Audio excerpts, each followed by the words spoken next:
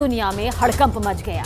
जी हां, cease fire से महज कुछ ही घंटे पहले इजरायल ने गाजा पट्टी में हमास के ठिकानों पर खौफनाक जोरदार हमला कर दिया और खबर यह सामने आ रही है कि इस हमले में 200 से ज्यादा लोगों की जिंदगी मौत में तब्दील तक हो चुकी है। कहा तो यहां तक जा रहा है कि इजरायल ने सीज फायर डील की आड़ में हमास को धोखा देकर यह हमला किया, जिसमें हमास के टॉप कमांडर और लड़ाके अपनी जान गंवा चुके हैं।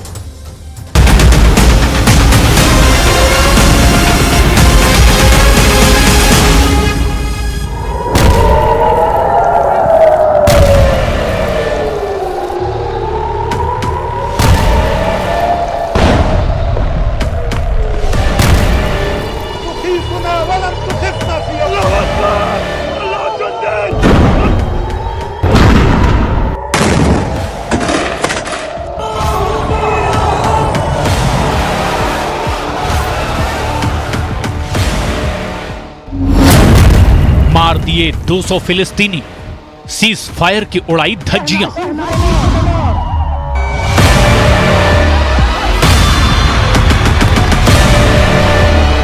तेईस नवंबर 2023 से हमास और इजराइल के बीच सीज फायर लागू होना था, लेकिन गाजा में इजरायली सेना ने इतना भीषण हमला किया है कि देखते ही देखते 200 से ज्यादा फिलिस्तीनी इजरायली सेना के हमले में मार दिए गए हैं।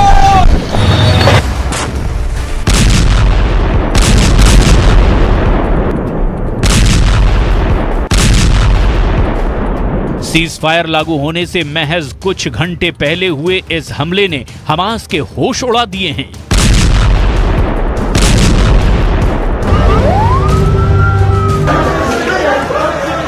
मिडिल ईस्ट की मीडिया के मुताबिक सीज फायर लागू होने से ठीक पहले हुए इस हमले ने अरब और मुस्लिम देशों में हड़कंप मचा दिया है, जबकि अमेरिका के राष्ट्रपति बाइडेन अब इस बात से खौफ में हैं कि कहीं सीज फायर की डील टूट ना जाए।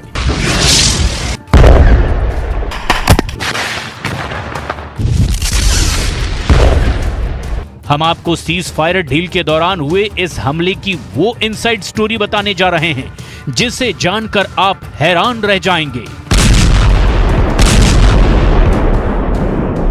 क्योंकि 4 दिन के सीज फायर से सबसे ज्यादा फायदा हमास को होने जा रहा था।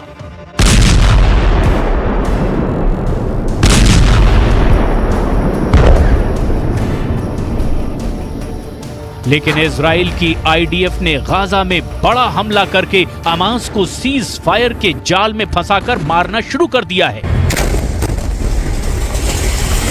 हम आपको ये भी बताएंगे कि क्यों हमास का लादेन दक्षिणी गाजा को इजरायली हमलों से बचाने की कोशिश में जुटा है, जिसके मंसूबों पर अब इजराइल ने पानी फेर दिया है।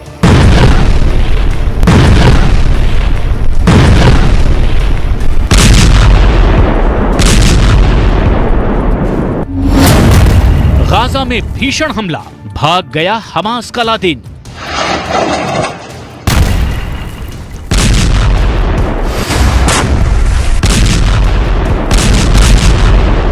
हम आपको बताने जा रहे हैं कि पिछले 24 घंटे में इजरायली सेना ने गाजा में कहां-कहां हमले किए हैं, जिसकी वजह से 200 से ज्यादा फिलिस्तीनी मारे जा चुके हैं। और क्यों खान यूनिस के कसाई के नाम से मशहूर हमास का top leader Yahya Sinwar Israeli हमले के बाद भाग गया है। लेकिन उससे पहले ये जान लीजिए कि 1.5 महीने से ज्यादा की जंग में अब तक के 13,000 से ज्यादा फिलिस्तीनी मारे जा चुके हैं।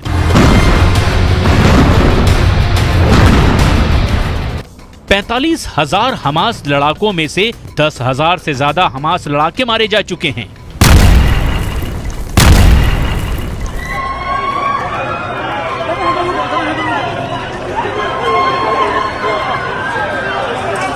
इजरायली सेना अब तक 80 मीटर गहराई में मौजूद हमास के 400 सुरंगों को तबाह कर चुकी है।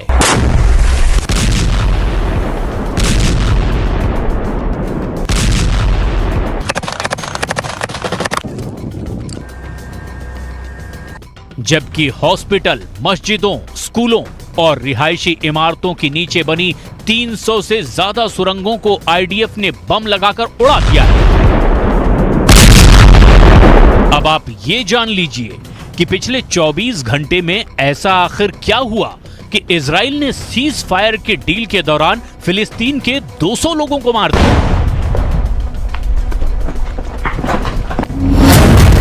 मिडिल ईस्ट की मीडिया के दावों के मुताबिक इजरायली सेना के लड़ाकू विमानों, ड्रोन और मिसाइल हमलों ने गाजा में भारी तबाही पिछले 24 घंटे में मचाई है। इजराइल की जबरदस्त बमबारी में पिछले 18 घंटे में 80 लोग मारे गए हैं, जिनमें ज्यादातर महिलाएं और बच्चे हैं। स्थानीय मीडिया के दावों के मुताबिक इजरायली सेना ने गाजा में घरों, इमारतों और आवासीय इलाकों को बुरी तरह से तबाह किया है। इजरायली लड़ाकू विमानों ने आधी रात के तुरंत बाद गाजा पट्टी में आवासीय घरों को निशाना बनाया, जिसमें 41 लोगों की मौत हो गई और दर्जनों घायल हो गए। कई लोग अभी भी लापता हैं। माना जा रहा है कि कई दर्जन लोग मलबे में दबे हुए हैं।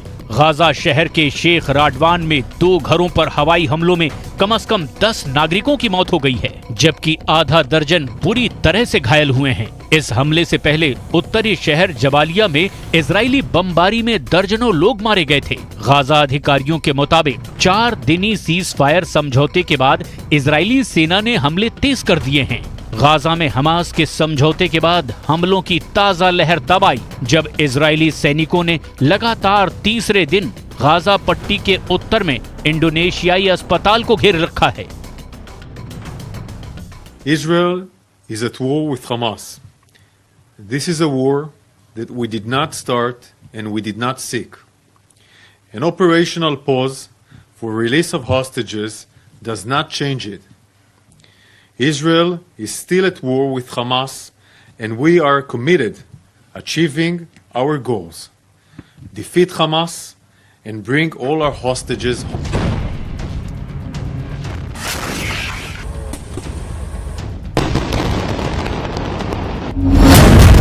मार दिए 200 फिलिस्तीनी, सीज फायर की उड़ाई धज्जियां।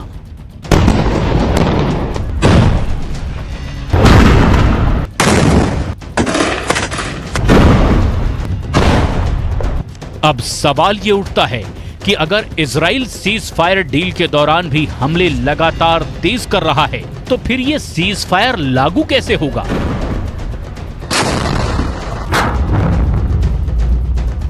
पश्चिमी मीडिया के दावों के मुताबिक सीज फायर का फायदा हमास के लादेन के नाम से मशहूर याह्या सिनवार उठाना चाहता है। इजराइल के एक अखबार के दावे के मुताबिक इजराइल के रक्षा विभाग के अधिकारियों को लगता है कि गाजा में हमास का चीफ याह्या सिनवार दक्षिणी गाजा पट्टी में मानवीय संकट का फायदा उठाने की कोशिश में है। इस रणनीति के तहत खान यूनिस का लादेन कहा जाने वाला याह्या सिनवार इजरायली रक्षा बलों पर इतना अंतर्राष्ट्रीय दबाव डालना चाहता है कि आगे अपने अभियान को तेज न कर सके। खान यूनिस ही सिनवार का मुख्य कमांड सेंटर है और माना जा रहा है कि दबाव में इजरायली सेना अपेक्षाकृत सीमित ऑपरेशन के लिए तैयार हो सकती है, जिससे हमास को कोई खास नुकसान नहीं होगा। इजरायली अफसरों का मानना है कि सिनवार युद्ध विराम के बाद जमीनी अभियानों को फिर से शुरू करने में देरी करने की योजना बनाने में जोर शोर से जुटा है। आप कुछ पॉइंट्स से समझ लीजिए। हमास का लादेन याह्या सिनवार उत्तरी गाजा की बजाय दक्षिणी गाजा को बचाने पर क्यों जोर दे रहा है?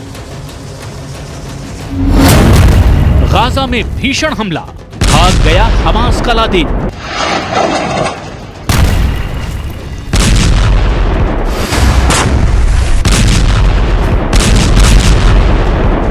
उत्तरी गाजा में हमास का कंट्रोल खत्म हो चुका है। अब दक्षिणी गाजा में ही हमास काफी हद तक इजरायली सेना को टक्कर देने की कोशिश में है। इजरायली मीडिया के दावों के मुताबिक सीज फायर के दौरान आईडीएफ बेहद सीमित ऑपरेशन दक्षिणी गाजा में ही कर पाएगी। खान यूनिस या राफा को निशाना बनाने की बजाय इजरायली सेना नुसेरात, अल बुरायज और दील अल बलाह जैसे इलाकों पर ही सीमित हमले कर पाएगी। इजरायली सेना दक्षिणी गाजा पट्टी में गैर मानवीय क्षेत्रों में सीमित अभियान चलाने को मजबूर हो जाएगी और इसका नुकसान आईडीएफ को ये होगा कि हमास इजराइल के भीषण हमलों से बच जाएगा और हमास का लादेन याह्या सिनवार एक बार फिर से दक्षिणी गाजा में हमास की सैन्य ताकत को मजबूत कर देगा। इजरायली मीडिया का ये भी दावा है कि इसीलिए दक्षिण गाजा के खान यूनिस शहर के आसपास इजरायली सेना सैकड़ों टैंक तैनात करने जा रही है।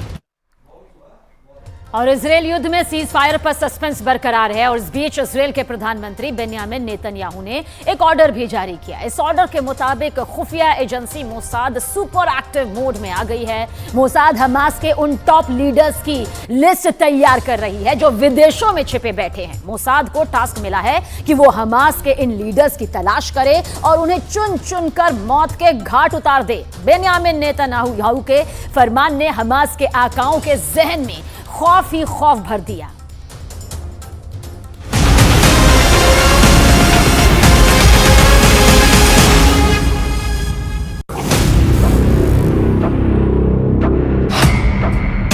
Number 1 Ismail Haniyeh,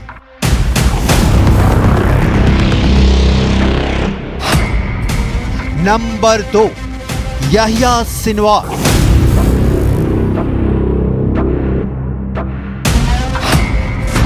number 3 Mohammed Deif, number 4 Khalid मशाह,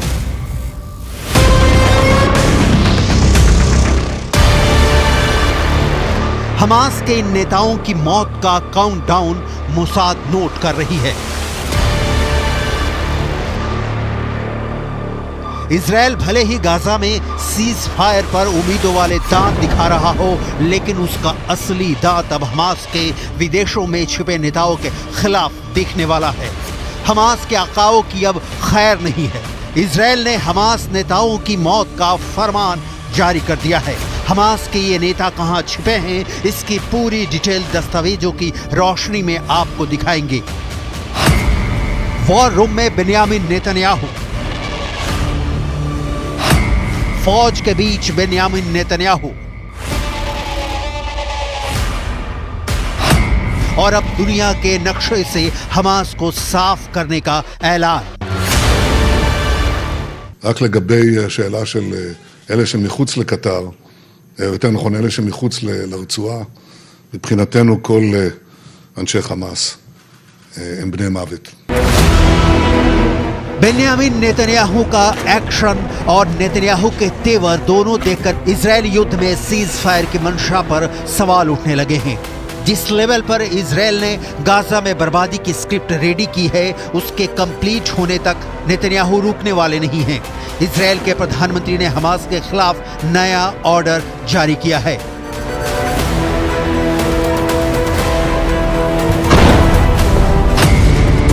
Israel के प्रधानमंत्री बेन्यामिन नेतन्याहू ने खुफिया एजेंसी मोसाद को नया टास्क दिया है। ये टास्क है हमास के आतंकियों को, वो चाहे दुनिया में कहीं भी छिपे हों, चुन चुन कर मारना। मोसाद टारगेट किलिंग के लिए जाना जाता है। दुनिया भर में मोसाद ने मजबूत नेटवर्क तैयार किया है। दुनिया भर में मोसाद के एजेंटों को जिम्मेदारी दी गई है कि हमास के एक एक आतंकी का पता लगाओ और उन्हें मौत की नींद सुला दो। 7 अक्टूबर को मोसाद फेल हो गई ये पता लगाने में कि हमास इजरायल पर हमला करने वाला है। दुनिया भर में मोसाद की ताकत पर सवाल उठे, लेकिन मोसाद ने इसका जवाब गाजा में दिया। मोसाद इस वक्त फुल ऑन एक्टिव है। गाजा के गली गली में इजरायल के सीक्रेट एजेंटों का पहरा है। हमास की करीब 500 किलोमीटर लंबी बिछी गाजा की सुरंगों का चप्पा चप्पा छान मार रहे हैं मोसाद के टॉप एजेंट। मोसाद अपने 7 अक्टूबर की नाकामी का बदला हमास से ले रहा है। गाजा में तो मौत बांट ही रहा है, अब मोसाद विदेशों में छिपे हमास के लीडरों को मौत की नींद सुलाएगा।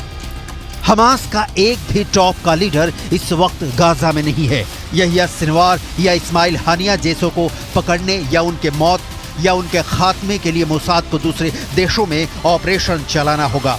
मोसाद का रिकॉर्ड बताता है कि इस काम में मोसाद माहिर है। אני רוצה להיות ברור. המלחמה נמשכת. המלחמה נמשכת. אנחנו נמשיך בה עד שנשיג את כל מטרותינו. להשיב את כל חטופינו, לחסל את החמאס, ולהבטיח שביום שאחרי החמאס לא ישלוט בעזה גורם שתומך בטרור, שמחנך את ילדיו לטרור, שמשלם למחבלים ולבני משפחותיהם. עזה לא תהווה יותר איום על ישראל. पूरी दुनिया जानती है कि इजराइल ने गाजा पर जब जब हमला किया है, गाजा छोटा होता गया है।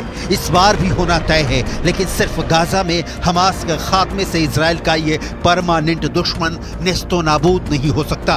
ये बात बिल्कुल क्लियर है। हमास के कंप्लीट अंत के लिए उन लीडरों को टारगेट करना होगा जो गाजा या वेस्ट बैंक में नहीं रहते। ये देखना बहुत दिलचस्प होगा कि आखिर हमास के ये टॉप नेता ऐसी कौन सी जगह पर रहते हैं जिसे लेकर इजराइल की जवाबी कार्रवाई का उन्हें कोई डर नहीं है।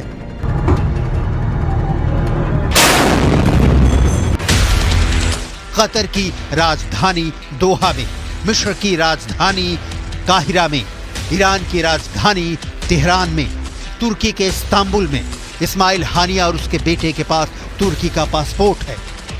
हमास के ये हुक्मरान जिस देश में रहते हैं उसके सरकारी पैसों पर मौज करते हैं। कतर में अमीरों से मिलकर हमास के लिए फंडिंग जुटाते हैं। इन पैसों का ज्यादातर हमास के टॉप लीडरशिप अपने ऐशो आराम पर खर्च करती है। लिहाजा मोसाद के लिए इन हमास नेताओं को पकड़ना या मारना मोसाद के लिए आसान टास्क नहीं है, क्योंकि हमास के टॉप नेता गाजा के किसी एक घर में मौजूद हों तो इजराइल को उसे खंडहर बनाने में एक पल की भी देर नहीं लगेगी।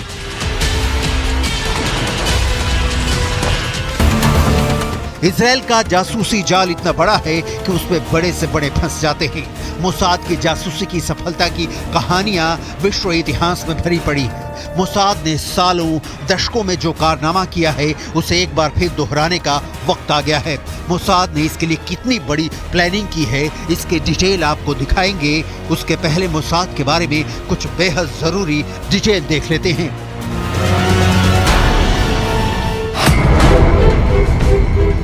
3 बिलियन के सालाना बजट और 7,000 मंजे हुए कर्मियों के साथ दुनिया भर में अजी और किलिंग मशीन के नाम से मशहूर और अमेरिका की खुफिया एजेंसी यानी सेंट्रल इंटेलिजेंस एजेंसी के बाद सबसे सशक्त खुफिया एजेंसी है मोसाद। मोसाद का खुफिया जानकारी जुटाने, गुप्त ऑपरेशनों को अंजाम तक पहुंचाने और आतंकवाद का मुकाबला करने में कोई सानी नहीं है। मोसाद का विशाल जासूसी नेटवर्क न सिर्फ आतंकियों के आकाओं की गतिविधियों के बारे में गहन जानकारी देता है, बल्कि जरूरत पड़ने पर उनकी हत्याओं को अंजाम देने में भी नहीं चूकते। वेस्ट बैंक में रची गई साजिशों को नाकाम किया, दुबई में कथित तौर पर हमास के चरमपंथियों का खात्मा किया और ईरान में घुसकर ईरानी परमाणु वैज्ञानिकों पर हमला करके उन्हें मौत की नींद सुला दिया।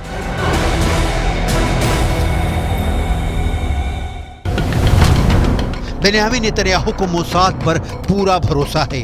मोसाद इस भरोसे पर खरा भी उतरता है, लेकिन मोसाद कैसे हमास के नेताओं को खत्म करेगा, क्योंकि जहां वो हैं वहां की सरकार उनके साथ है, ये एक बड़ा सवाल है। लिहाजा आपको मोसाद के उस डिवीजन के बारे में जरूर जानना चाहिए जो टारगेट किलिंग का मास्टर है।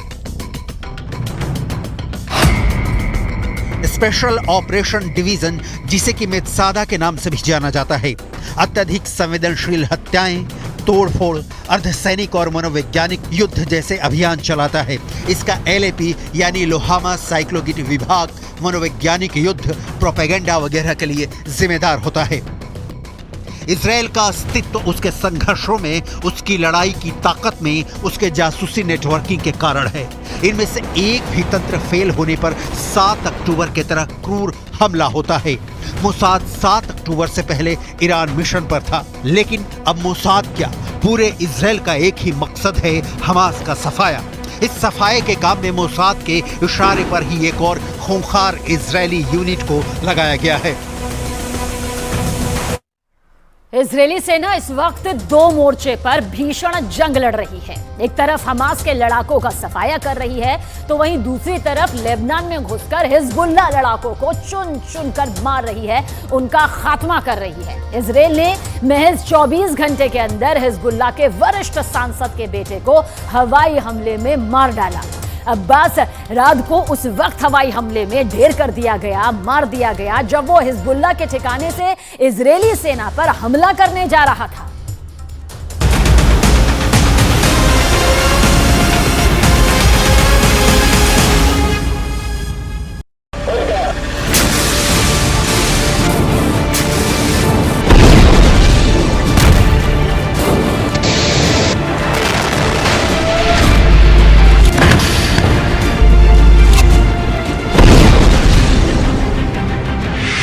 खून से लथपथ हिजबुल्ला इजराइल ने घुसकर मारा।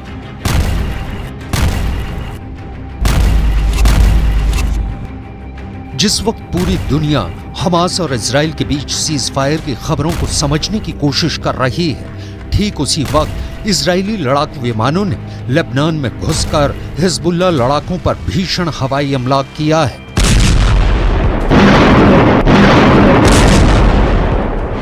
से 25 लड़ाकू विमानों ने हिजबुल्ला के उन ठिकानों पर सटीक हमला किया है जहां से पिछले 24 घंटे में उत्तरी इजराइल पर हमले हो रहे थे। 1.5 महीने से ज्यादा की जंग में भले ही गाजा पट्टी को इजरायली सेना ने रौंद दिया हो, लेकिन हमास का मरते दम तक साथ देने की कसम खाने वाले हिजबुल्ला ने हूथी विद्रोहियों के साथ मिलकर इजराइल को तबाह करने का ऐलान कर दिया है। लेकिन वहीं दूसरी तरफ इजराइल की स्पेशल फोर्स और घातक हवाई लड़ाकों ने लेबनान बॉर्डर पर हिजबुल्ला की रीढ़ तोड़ना शुरू कर दी है। अब आप ये जान लीजिए कि पिछले 24 घंटे में इजरायली वायुसेना ने हिजबुल्ला लड़ाकों को कितना नुकसान पहुंचाया है।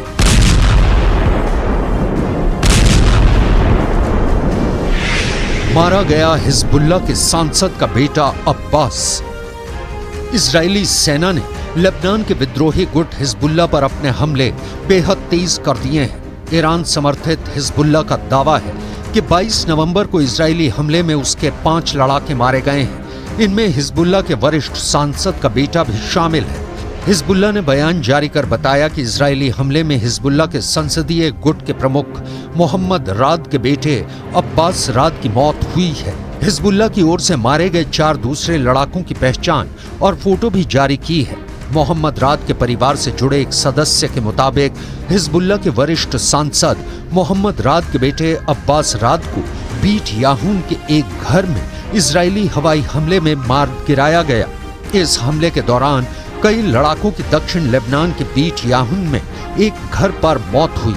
हिजबुल्ला के संसदीय गुट के प्रमुख मोहम्मद राद के बेटे अब्बास राद का मारा जाना हिजबुल्ला के लिए बहुत बड़ा नुकसान माना जा रहा है। बेशक हिजबुल्ला पर इजराइल ने ताबड़तोड़ हमले करके उसके ठिकानों को तबाह कर दिया हो, लेकिन यह भी सच है कि हमास की तरह हिजबुल्ला इजराइल के सामने जरा भी कमजोर नहीं है। हिजबुल्ला के पास ईरान से मिली घातक मिसाइलें और रॉकेट मौजूद है। 65,000 हिजबुल्ला के लड़ाके अमेरिकी और इजराइल की स्पेशल फोर्स की तरह ट्रेंड है, जो इजराइल में घुसकर हमला कर सकते हैं। यही वजह है कि हिजबुल्ला चीफ हसन नसरुल्लाह पिछले 2 हफ्तों से इजराइल को धमकी दे रहे हैं कि अगर गाजा में इजराइल ने हमले बंद नहीं किए तो फिर इजराइल को खून के आंसू रोने पड़ेंगे। شهدنا في الأيام القليلة الماضية موجة جديدة من التهديدات من نتنياهو، من جالنت، من جانيتس، من آخرين باتجاه لبنان، وسببه هو ارتفاع مستوى القلق باتجاه ما يجري في هذه الجبهة وارتقائها كما ونوعا وعمقا. طبعا نحن سنستمر في هذا الموقف، في هذا الأداء. लेबनान की तरफ से इजराइल पर पिछले 1.5 महीनों में 35 से ज्यादा बड़े हमले हो चुके हैं। हमलों के जवाब में ही इजरायली सेना ने हिजबुल्ला के ठिकानों को टारगेट किया है। इजराइल के हमलों में हिजबुल्ला की टेररिस्ट सेल और तमाम इंफ्रास्ट्रक्चर तबाह हो गए। अब तक इजरायली हमले में लेबनान में 107 लोग मारे गए हैं। इनमें से 14 नागरिक हैं। अगर हम हिजबुल्ला के लड़ाकों की बात करें, इजराइल से जंग में अब तक हिजबुल्ला के 79 लड़ाके मारे जा चुके हैं। इसके अलावा इजराइल ने सीरिया में भी हिजबुल्ला के 7 लड़ाके मार दिए हैं। वहीं हिजबुल्ला के हमलों में इजराइल के 6 सैनिक और 3 नागरिकों की अब तक मौत हो चुकी है। אני כבר רואה את האזרחים של עזה הולכים עם דגלים לבנים לאורך החוף ונעים דרומה. וחיזבאללה גורר את לבנון למלחמה שעלולה לקרות. והוא עושה טעויות. אם הוא יעשה טעויות מהסוג הזה כאן, מי שישלם את המחיר זה קודם כל אזרחי לבנון. מה שאנחנו עושים בעזה אנחנו יודעים לעשות בביירות. वहीं दूसरी तरफ पिछले 18 घंटे में इजरायली वायुसेना ने गाजा पट्टी से लेकर लेबनान बॉर्डर तक हमास और हिजबुल्लाह के लड़ाकों की लाशें बिछा दी हैं। महज 1 घंटे के अंदर इजराइल ने हमास के 100 लड़ाकों को भयानक धमाकों से उड़ा दिया है।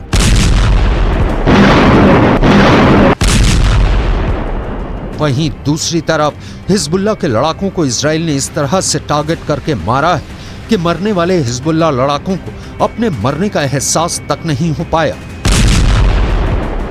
इजराइल की आईडीएफ ने जोरदार धमाकों से हमास और हिजबुल्लाह लड़ाकों के चीथड़े उड़ा दिए हैं। हिजबुल्लाह के पास ऐसे रॉकेट हैं जो इजराइल के किसी भी हिस्से को टारगेट कर सकते हैं। इसका अपना एक सशस्त्र विंग है जिसमें 1 लाख से ज्यादा लड़ाके बताए जाते हैं। इसके अलावा हिजबुल्लाह के पास 1.5 लाख मिसाइल होने का दावा किया जाता है। हिजबुल्लाह लेबनान की सेना से भी ज्यादा ताकतवर है। इसके पास बैलिस्टिक मिसाइलें हैं। हिजबुल्लाह हमास से ज्यादा संगठित और ताकतवर है। हिजबुल्लाह के पास इजराइल से लड़ने का खूब तजुर्बा भी है। उसके पास सबसे घातक आत्मघाती दस्ते हैं। गुरिल्ला युद्ध में इसके लड़ाके माहिर बताए जाते हैं। लेबनान, ईरान और सीरिया, ये 3 देश तो इजराइल से खूनी बदला लेने पर उतारू हो चुके हैं। हिजबुल्लाह के साथ साथ हुती विद्रोही भी इजरायली सेना पर हमला करने लगे हैं। अब खबर आ रही है कि कई मुस्लिम देशों ने कहा है कि अगर इजराइल ने सीज फायर के दौरान भी हमले जारी रखे तो फिर दुनिया इजराइल की तबाही और बर्बादी की तस्वीरें देखेंगी। फिर ना तो इजराइल को अमेरिका बचा पाएगा और ना ही ब्रिटेन और जर्मनी।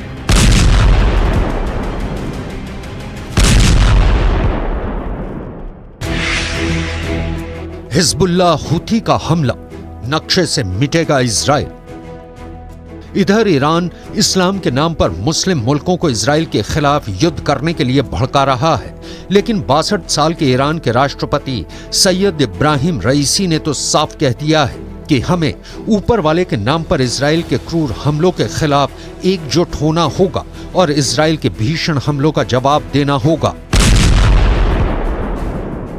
ملت‌های مسلمان این را مایه ننگ خود می‌دانند که در زمانی که خون برادرانشان در غزه بر زمین می‌ریزد، دولت‌ها برای منافع اقتصادی سوخت ماشین جنگی اسرائیل را تأمین کنند.